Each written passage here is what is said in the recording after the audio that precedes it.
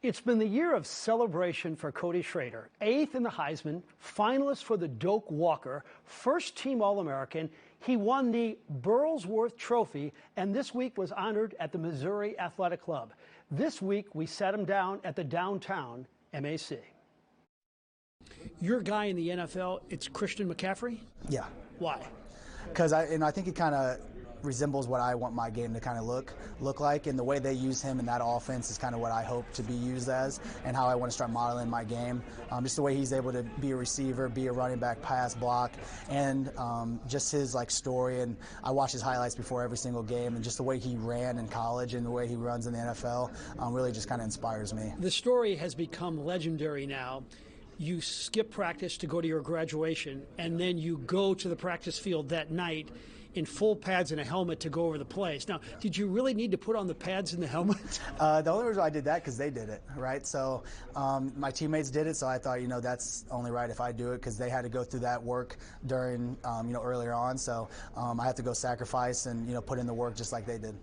So we see this finished great result, but I'm wondering, there's also a story about how a booster got to drink and said, you have to look at this kid.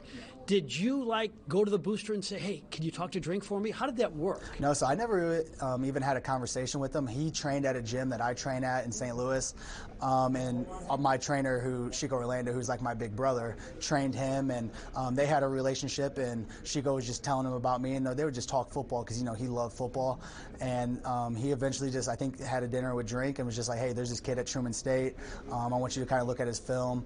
And then Chico came back to me and was like, hey, they want to potentially, have you as a walk-on. Did you ever see your name on a depth chart at Missouri where there were actually 6 running backs ahead of you? Because they always talk about how you were 7th. Did you ever actually see that? No, I've never seen depth charts. They kind of hide those things from us. But just hearing Coach Loop, and you can kind of get a feel, like when I first got there, that I knew I was at the bottom. And just kind of, and that's to be expected, being a new guy in, being a transfer, especially being a walk-on. And I didn't expect to come in and be the second guy right away. I had to go in there and kind of just prove myself. All right, in terms of the bowl game, I know you have an immense amount of respect for Ohio State. But the story is they could have a lot of guys opt out, and that's not the case with you guys. Nobody wants to opt out, do they? No, nobody on our team is going to opt out that I know of. Especially I know because this senior class, the leaders that we have, we want to finish this the right way. Our main mission at the beginning of the year was something to prove, and I think that's been our whole mindset, and this game is only another opportunity for us to do so.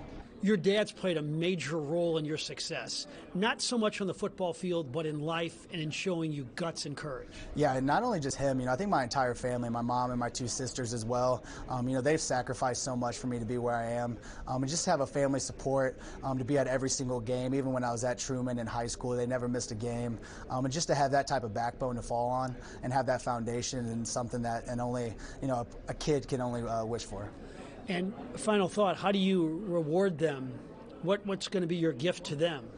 My main thing, I want them to experience life. And I think that's what's been so special about being at Mizzou, is that they've been able to travel with me and come to games and see stadiums like Georgia and see stadiums like Tennessee and just experience life. And I think that's my greatest wish for them, is that I can offer them experiences that they might have never had.